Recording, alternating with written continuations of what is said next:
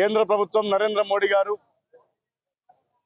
ఇటీవల జరిగిన శాసనసభ ఎన్నికల అనంతరం రాహుల్ గాంధీ గారు చెప్పిండ్రు, మోడీ ఒక మోసగాడు, ఈ ఎన్నికలు అయిపోగానే పేద ప్రజల మీద పెట్రోల్ డీజిల్ పేరు మీద పేదవాడి నడ్డి విరిచే కార్యక్రమం చేపట్టబోతున్నాడు, తస్మాత్ జాగ్రత్తగా రాహుల్ గాంధీ గారు హెచ్చరించిన ఏ విధంగా అయితే హెచ్చరించిండో అదే విధంగా ఎన్నికల ఫలితాలు వెలువడిన వెంటనే నెల రోజుల కాలంలో 15-20 రోజుల కాలంలోనే 3 సార్లు పెట్రోల్ డీజిల్ ధరలు పెంచి సామాన్యుల నడ్డి విరుస్తుండ్రు నరేంద్ర మోడీ గారు. మీ విధానాలతోటి ఇలా పేద ప్రజలు అనేక రకాల ఇబ్బంది పడుతుండ్రు.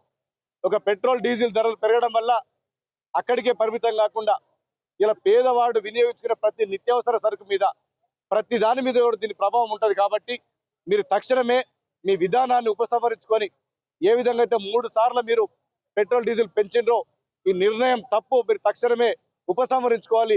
లేదంటే కాంగ్రెస్ పార్టీ ఆధ్వర్యంలో దేశవ్యాప్తంగా ఆందోళన చేసి మీ మెడలు వంచి ఈ పెట్రోల్ డీజిల్ ధరలు తగ్గించేంత వరకు కూడా కాంగ్రెస్ పార్టీ ఆధ్వర్యంలో ఆందోళన కొనసాగుతుంది.